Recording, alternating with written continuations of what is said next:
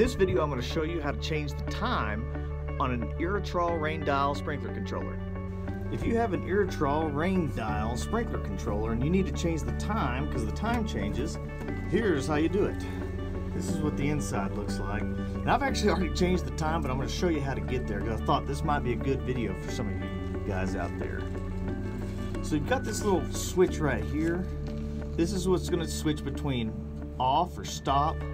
In the middle, it's set programs, and on the far right here, it's run or manual.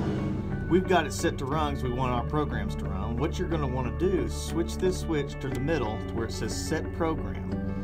Now you go up to here and it says current time. All you've got to do is go up or down. So we just switched to daylight savings time, but what if you wanted to go back to the other way? So you would just hit negative. Whoops. So make it 2:30 something. Now if you daylight savings time, you want to add an hour, you just hold that down to whatever your time was, and it's just like that. Now make sure you do though, switch this switch back to run. That way any program you have in there will automatically run.